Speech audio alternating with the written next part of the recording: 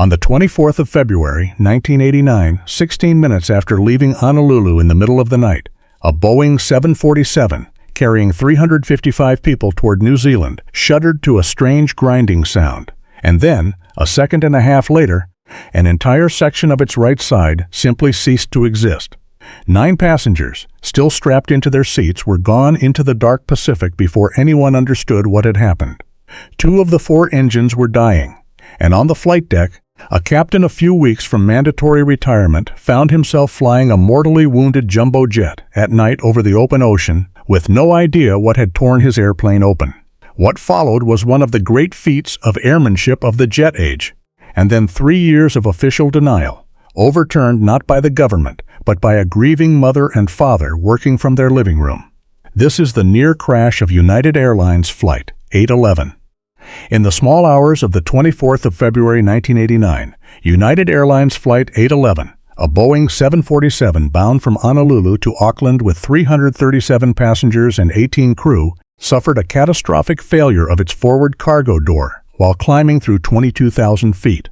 The door did not merely open. Driven outward by the pressurized air behind it, it tore away a slab of the fuselage the size of a garage door, collapsed the cabin floor above it, and ejected a block of business-class seats, rows 8 through 12 on the right-hand side, into the night, along with the 9 people sitting in them. Debris crippled both right-hand engines.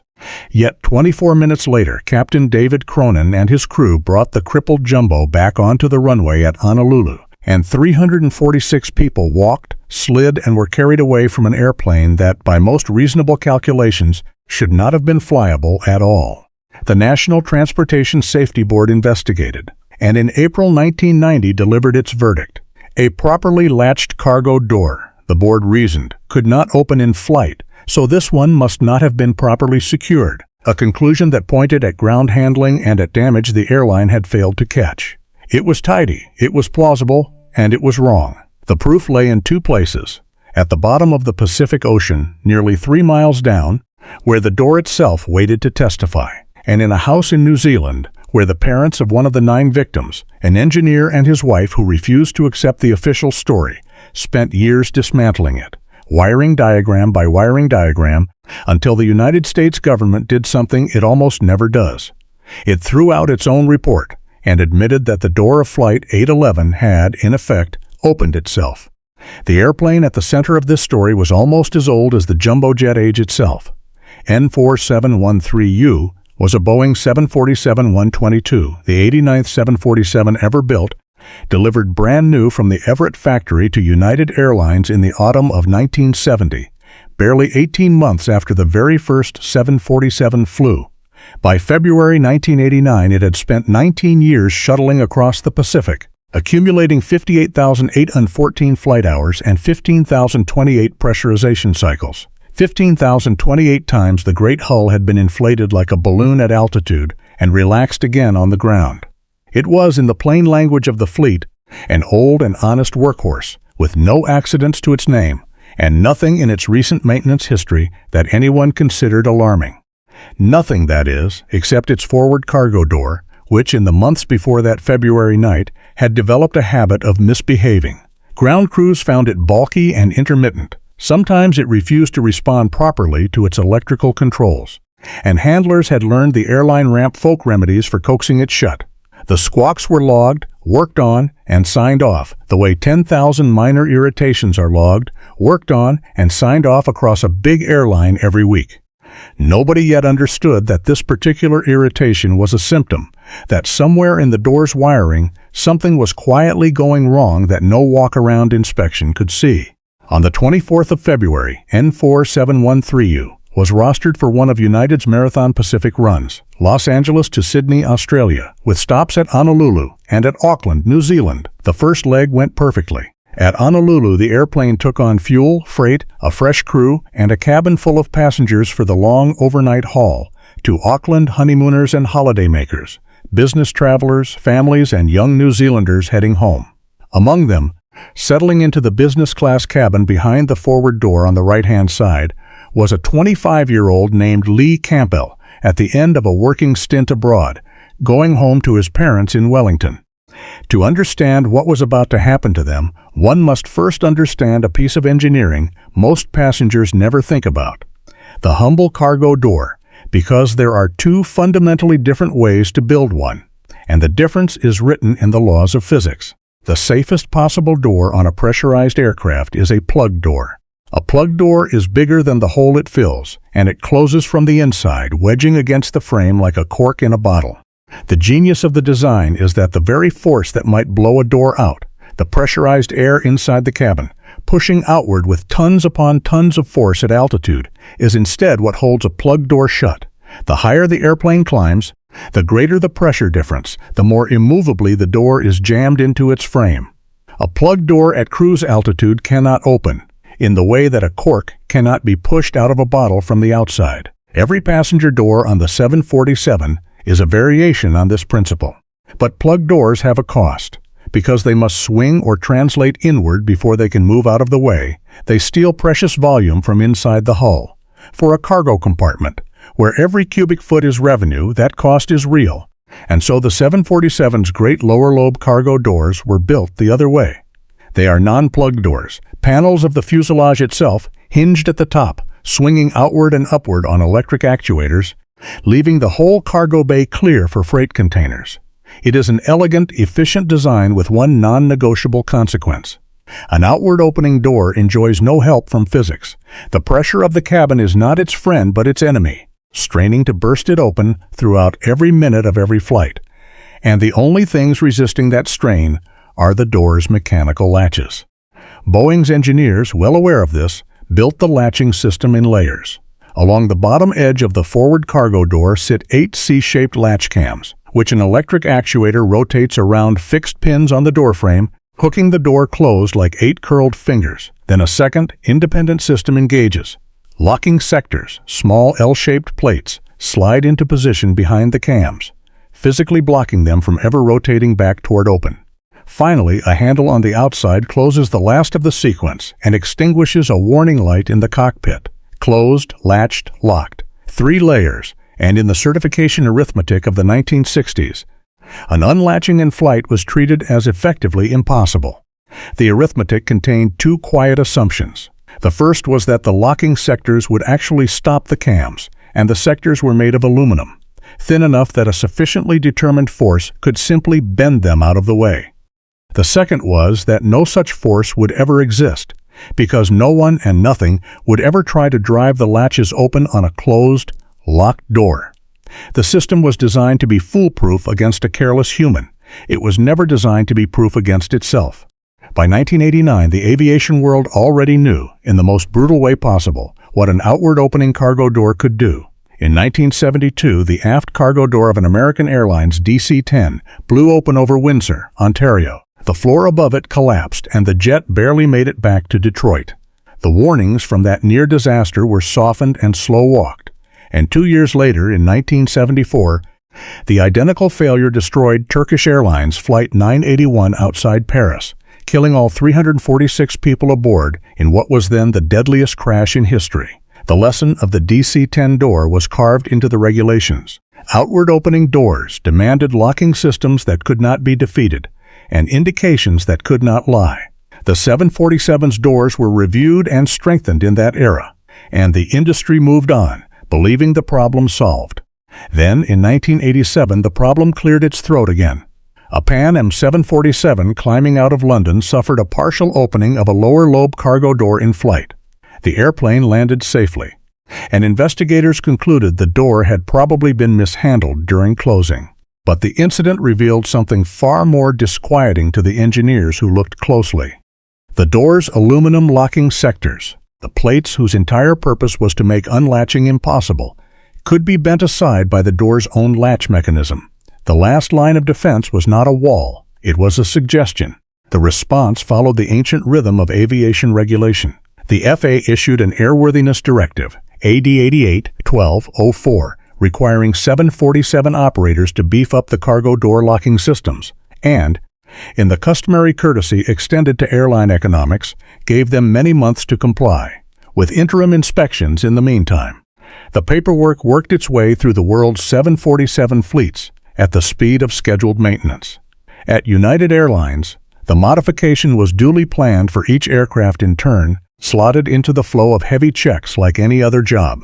For the 89th 747 off the line, N4713U, the fix, the terminating action that would put steel where the bendable aluminum was on the schedule for April 1989. The forward cargo door of N4713U blew open on the 24th of February 1989, roughly 6 weeks before its appointment. The crew who signed for the airplane at Honolulu that night were between them a small anthology of the jet age. In the left seat sat Captain David Cronin, 59 years old, a United pilot for 35 years with some 28, 00 hours in his logbook stretching back to piston airliners, and, by the unforgiving arithmetic of the era's mandatory retirement rule, only weeks of flying left before his 60th birthday ended his career.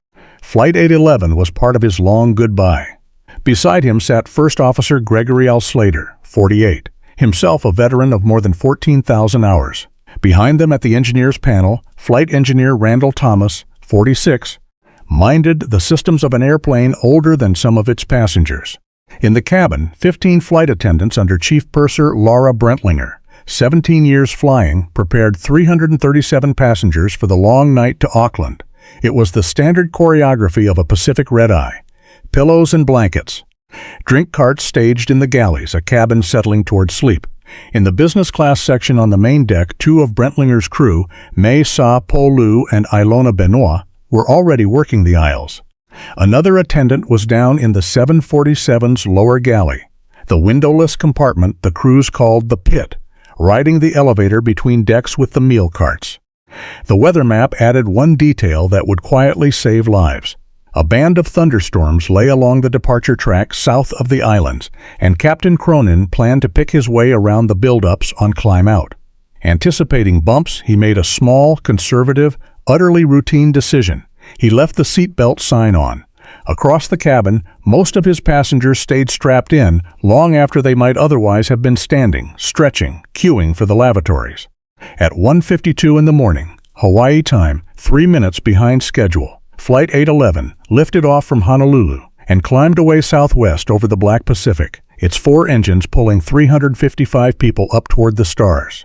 It had been airborne for 16 minutes when, in the business class cabin, several passengers heard a sound that did not belong on an airplane.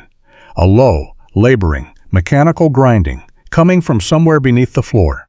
What was happening beneath their feet had in truth begun hours earlier, on the ground, though no one would understand that for years. Somewhere in the wiring of the forward cargo door, electricity had gone where it was never commanded to go, and the door's own latch actuator had quietly driven its 8 cams back toward open, bending the soft aluminum locking sectors out of its way as it turned. The door still looked closed. Its handle was stowed. Its cockpit light was out. To every indication available to man, it was latched and locked. In reality, it was clinging to the airframe by friction and by fragments, and as the 747 climbed, the pressure inside the hull rose against it, pound after pound per square inch, across a door the size of a small room. The grinding the passengers heard was the sound of the last of the mechanism losing its grip. At 2:09 in the morning, passing between 22,000 and 23,000 feet, the door surrendered. There came a heavy thud that shook the whole airplane, the door beginning to move, and then, a second and a half later, the explosion. It is difficult to convey what an explosive decompression of this magnitude does, because it compresses an entire catastrophe into roughly a third of a second. The instant the door swung out into the slipstream, the pressurized air of the cabin, tons of force with nowhere to go, followed it and took the airplane's structure with it. The door tore away and slammed along the fuselage. The skin and frames around the doorway ripped open.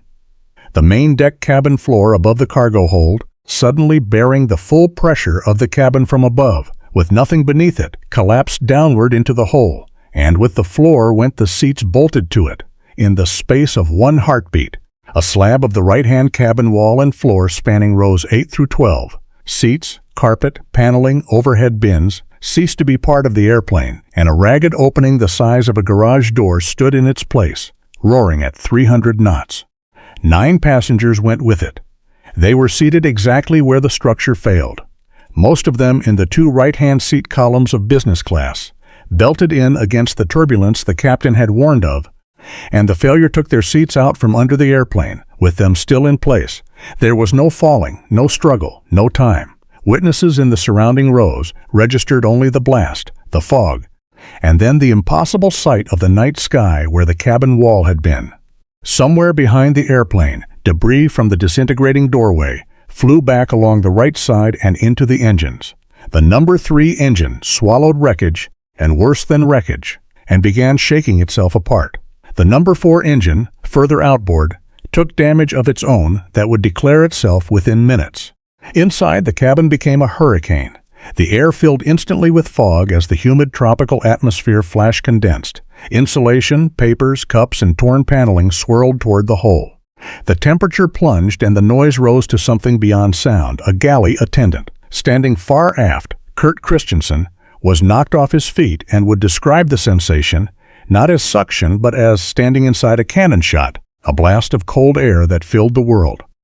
On the upper deck, Chief Purser Brentlinger was on the iconic spiral staircase when the floor of the world dropped. She clung to it as the airplane bucked, and at the very edge of the hole itself, Flight Attendant May Sah-Po Lu, who had been working the business class aisle beside the rows that no longer existed, was caught by the outrushing air and dragged toward the opening. Passengers and a fellow crew member saw her at the brink, holding on, and hauled her bodily back into the airplane, badly injured but alive, the 10th person the door tried to take, and the one it did not get.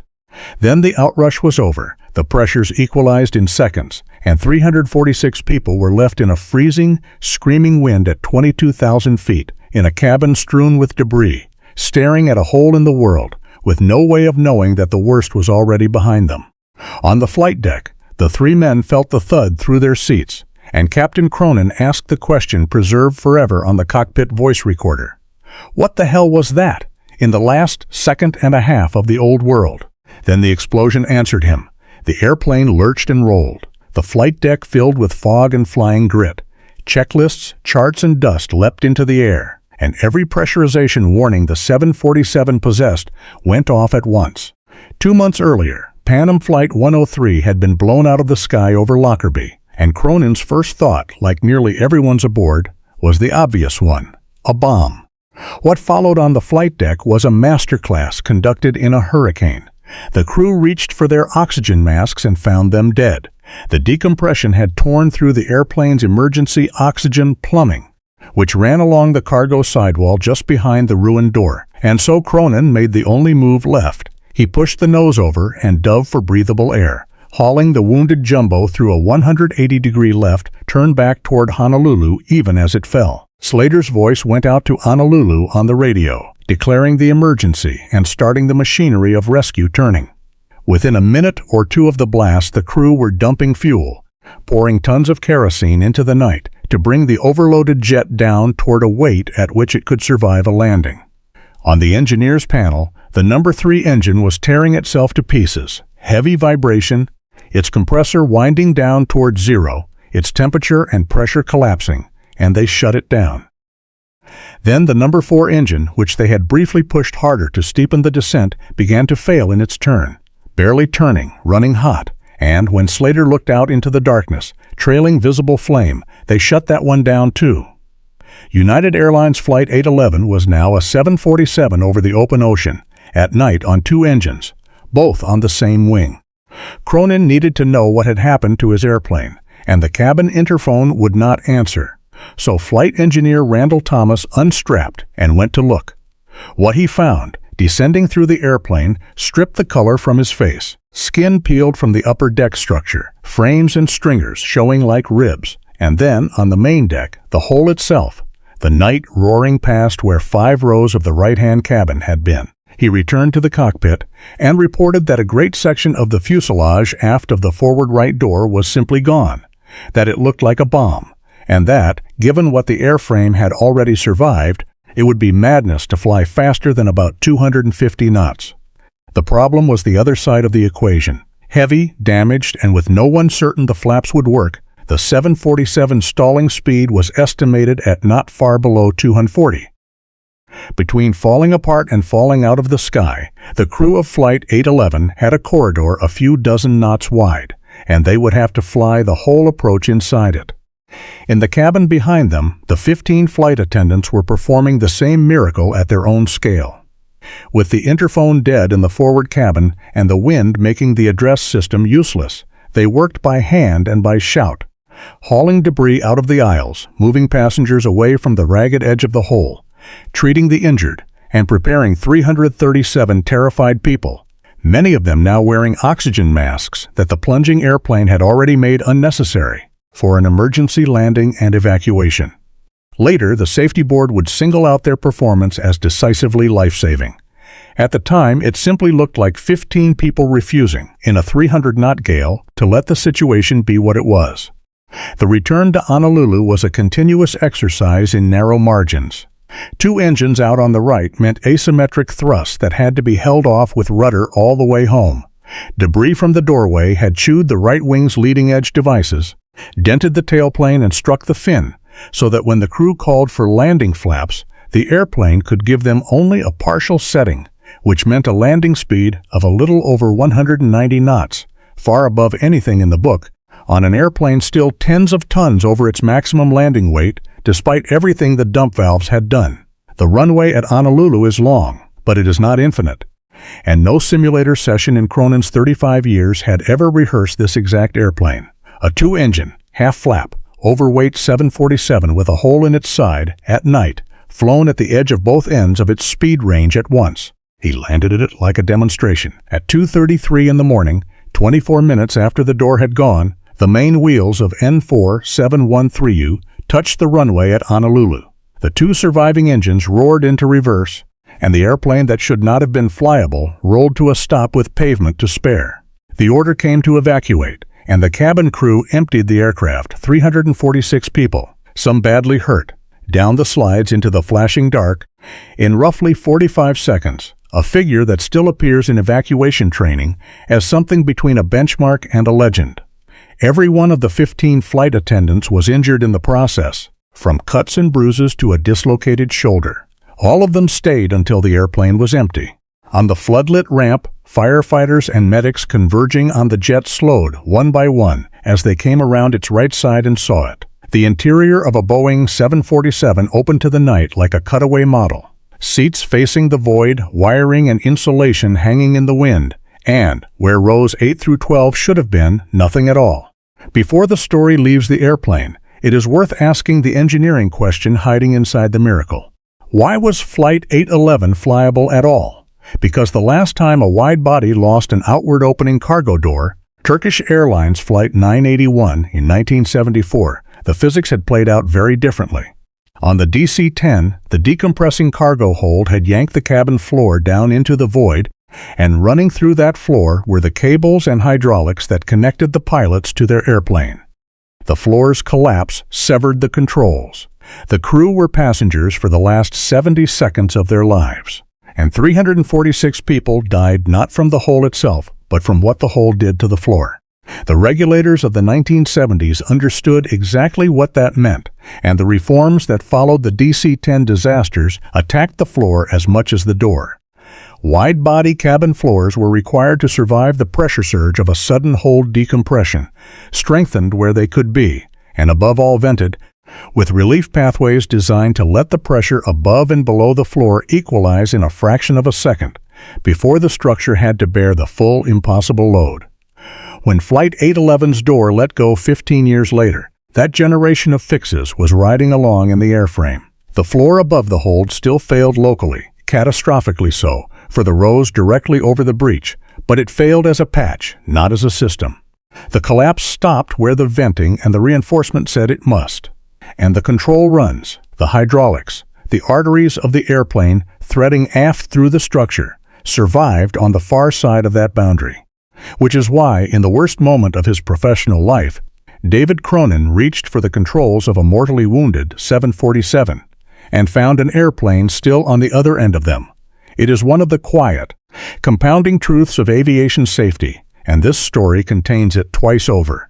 The 346 people who lived through the night of the 24th of February were saved not only by the crew in the airplane with them, but by the 346 people of Flight 981 whose deaths 15 years earlier had forced the industry to build a floor that would not take the controls down with it. The system had failed to learn the lesson of the door. It had, at least, learned the lesson of the floor, and that lesson was the difference between a near crash and a crater. The 9 people taken by the door were Anthony and Barbara Fallon, Harry and Susan Craig, John Crawford, Rose Harley, Mary Handley Desso, John Swan and Lee Campbell, retirees and honeymooners, a doctor, couples traveling together, and 1 young New Zealander almost home. The Coast Guard and Navy searched the waters south of Oahu through the following days and found floating debris, but of the 9 themselves the ocean returned nothing. The sole physical trace, discovered during the teardown of the wrecked No. 3 engine, was the confirmation every family had dreaded and half hoped for. Evidence that at least one of the victims had been carried instantly into the machinery, and that death, for them, had arrived faster than fear. For most of the world, that was the shape of the story. A freak catastrophe, a heroic crew, 9 lives lost, 346 saved, and a mystery for the engineers, for 2 people in Wellington, New Zealand, Kevin and Susan Campbell, whose son Lee's seat had been in the heart of the hole. The story was only beginning. They wanted to know with a precision that grief alone cannot explain, and an engineer's training cannot let go of, exactly why a door on a certified airliner had opened in flight, and they were about to discover that the official answer to that question did not survive contact with the evidence. The Safety Board's investigation started at a disadvantage that would distort everything. The single most important piece of evidence, the door, was lying on the floor of the Pacific Ocean, nearly 3 miles down, and the initial searches failed to find it. Deprived of the hardware, the investigators reasoned from first principles, and their first principle was the one written into the door's certification. A fully latched and locked cargo door cannot open in flight. Therefore, this one had not been fully latched and locked. From that premise, the rest of the 1990 report assembled itself. The board knew the airplane's forward door had been misbehaving for months.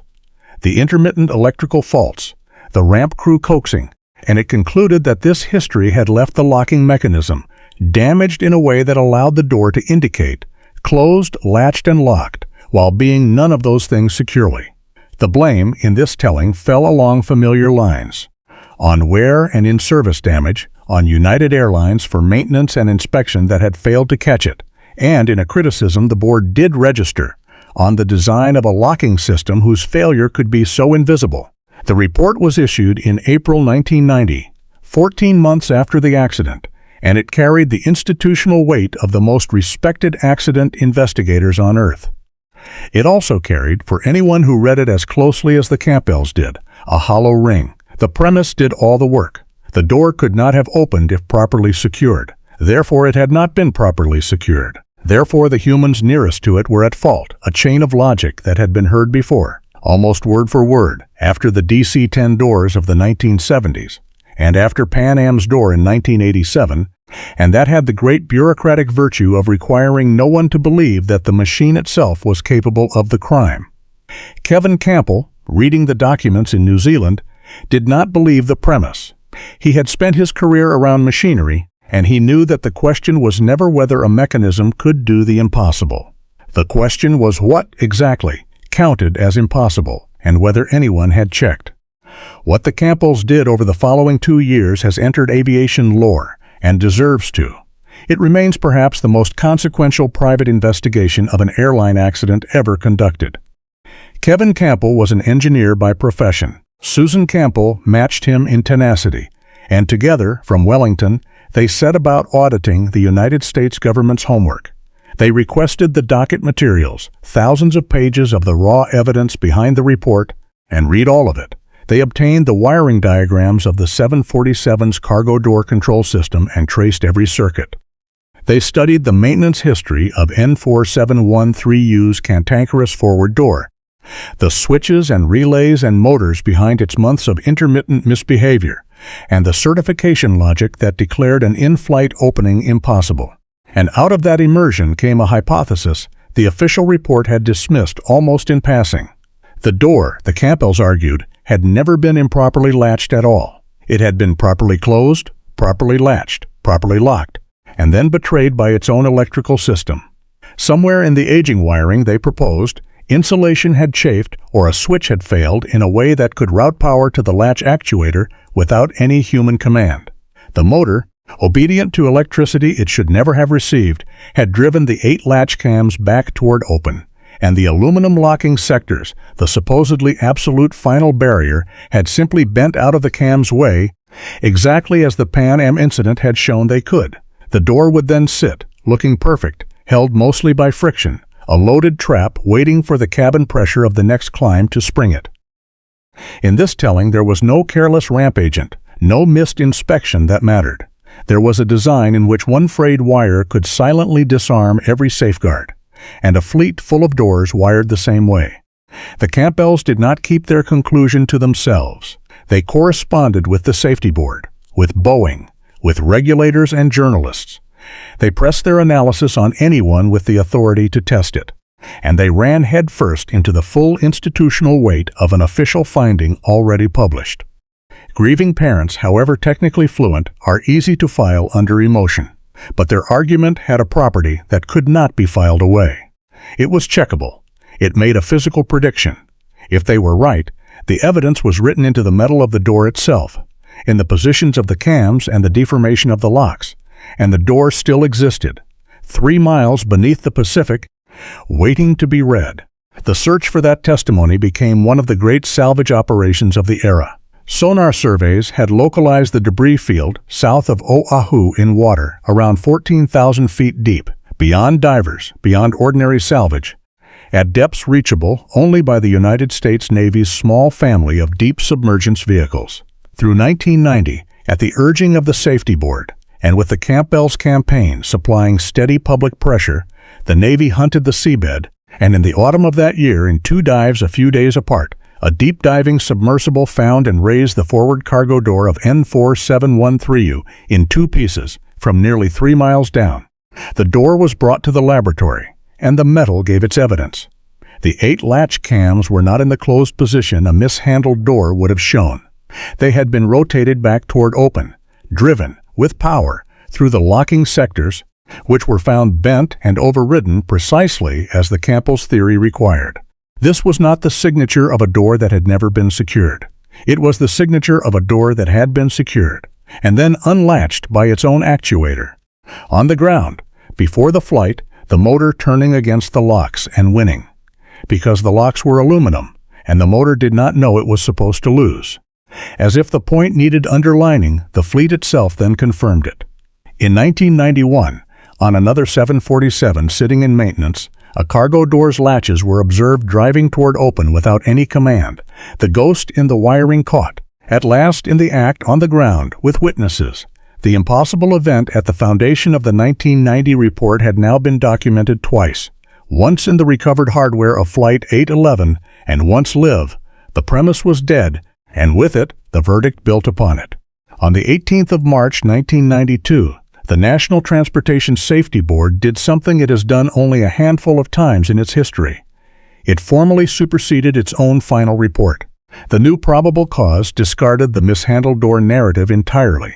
The accident, the board now found, had begun in a faulty switch or wiring in the door control system, which permitted electrical actuation of the door, latches toward the unlatched position, after the door had been properly closed, before the airplane ever left the gate. Contributing to the disaster was the design itself, locking sectors so susceptible to deformation that a door could be unlatched after being correctly latched and locked, with no indication to anyone. And contributing further, the board said, was the response to the warning shot, the failure of the manufacturer and the regulator to act decisively after the Pan Am door incident of 1987, when the vulnerability of those aluminum locks had been laid bare, and the fix had been scheduled at the leisurely pace of ordinary paperwork. Read side by side. The 2 reports on Flight 811 are a lesson in epistemology as much as engineering. The first began from what the system was certified to be incapable of, and reasoned toward the humans. The second began from what the recovered metal showed, and reasoned toward the machine. Between them stood 2 private citizens who had refused to let the first version stand, and the board, to its lasting credit, acknowledged as much crediting the Campbells' work in a reversal that institutions of that size almost never make.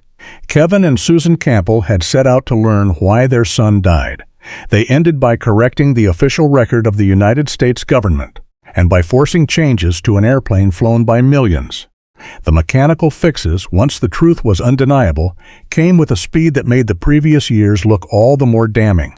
In the weeks after the accident, the FAA swept aside the old directive's leisurely timetable. Operators were ordered onto strict new door procedures almost immediately, and the strengthening of the 747's cargo door locks, steel where the bendable aluminum had been, so that no actuator on Earth could drive the cams through them, was mandated on a schedule measured in days, not years. Indication and wiring requirements were tightened, so that a door could no longer be both compromised and silent. The airplane that had been 6 weeks from its appointment with the fix became the reason the whole fleet's appointments were moved to now. The people of Flight 811 were honored as thoroughly as the system had failed them. Cronin, Slater, and Thomas received the Secretary of Transportation's Award for Heroism, and the cabin crew's 45-second evacuation of a broken jumbo entered the training curriculum as a standard to aspire to.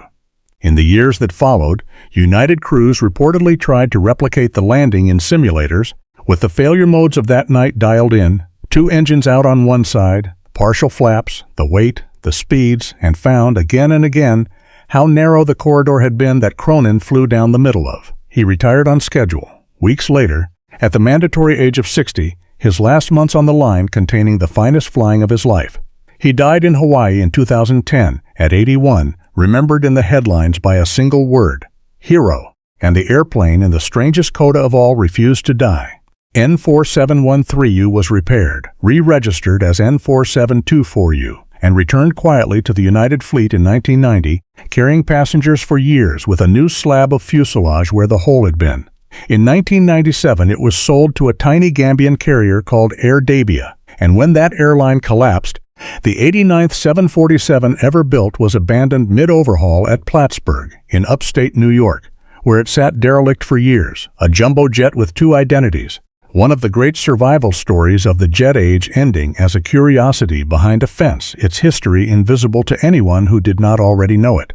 Flight 811 did not happen in isolation, and its echoes run in both directions through time. 10 months earlier, in April 1988, and in these same Hawaiian skies, Aloha Airlines Flight 243 had shed 18 feet of its upper fuselage in flight. A Boeing 737 turned convertible by metal fatigue, its passengers riding in the open air, a flight attendant swept away. Aloha and United 8111, arriving back-to-back, delivered a message the industry could no longer file for later. The first generation of jets was getting old, in ways that inspections built for young airplanes were not catching.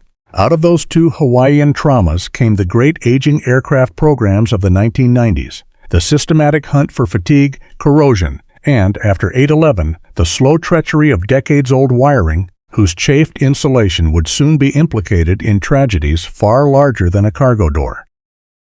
The 89th 747, with its 15,028 pressure cycles and its haunted electrical system, became a founding exhibit, in the case that airplanes, like people, need different medicine at 50 than at 5, and the door itself still echoes. 35 years later, in January 2024, a panel blew out of the side of a brand-new Boeing 737 MAX climbing out of Portland, a door plug, the modern descendant of the very design philosophy the 747's cargo doors had violated.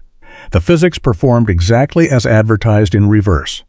The plug-type panel had every advantage the laws of pressure could give it, and it failed anyway, because the bolts that were supposed to hold it had never been installed. No one died, in part because the airplane was low, and in part for a reason the crew of Flight 811 would have recognized instantly. The seatbelt sign was on, and the seats beside the hole were by pure chance empty. The pairing of the 2 events, a generation apart, states the whole lesson of this story with brutal economy. Good design can be defeated by bad electricity. Good physics can be defeated by missing bolts, and the only door that is truly safe is one backed by an organization that treats every warning, a balky latch, a bent lock, a light that flickers, as the accident introducing itself politely in advance. There is a version of this story that ends on the runway at Honolulu at 2:33 in the morning, with the reversers roaring and 346 people alive. And it is a true version, and pilots will be telling it for as long as there are pilots. But the fuller ending lies elsewhere, in a laboratory, years later, with two halves of a door raised from 3 miles of ocean, its latches frozen mid-crime, and in a living room in Wellington, where a mother and father who had lost the person they loved most sat down with wiring diagrams and refused to accept that the machine was innocent. 9 people fell into the Pacific because a switch failed, because aluminum bends, because a warning in 1987 was answered with a timetable, and because a fix was scheduled for April on an airplane that needed it in February. Everything after that, the airmanship, the 45 seconds, the overturned report, the steel locks flying today in every 747-shaped hole in the sky, is the story of people insisting that the truth be dragged up from wherever it lay, no matter how dark, no matter how deep. On Flight 811, the door opened itself. It took 2 grieving parents to make the world admit it.